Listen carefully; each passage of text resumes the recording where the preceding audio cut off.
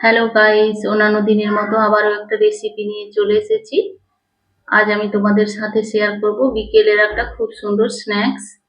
তার জন্য আমি প্রথমেই কিছুটা পরিমাণ বাটার নিয়ে নিয়েছি।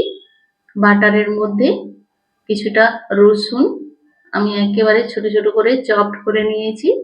এবার কিছুটা চিলি ফ্লেক্স ও ধনে পাতা কুচি একসাথে দিয়ে ভালোভাবে আমি একটা পেস্ট বানিয়ে নেব। পেস্টটা বানানো হয়ে গেলে আমি দুটো স্লাইস ব্রেড আমি ভালোভাবে সেঁকে নেব।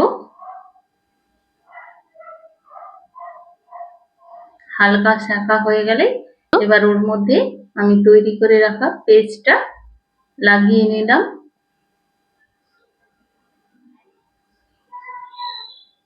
ব্রেডের একটা সাইডে লাগালেই হবে, দুটো ব্রেডেরই আমি একটা সাইডে করে ভালোভাবে লাগিয়ে আমি আবার ওটাকে সেঁকে নেব।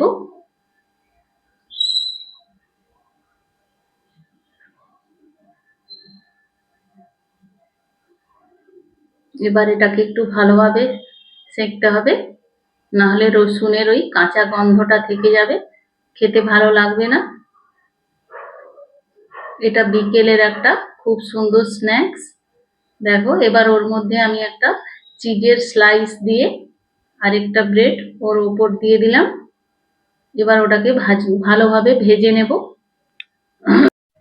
একেবারে কম সময়ে খুব সুন্দর একটা স্পাইসি ও টেস্টি বিকেলের স্ন্যাক্স তৈরি হয়ে গেল আমার।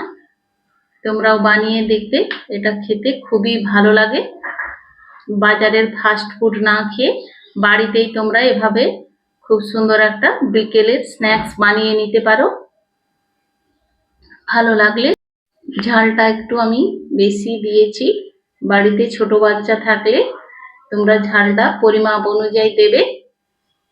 ভালো লাগলে অবশ্যই লাইক ও সাবস্ক্রাইব করবে, ফেসবুক থেকে দেখলে ফলো করবে।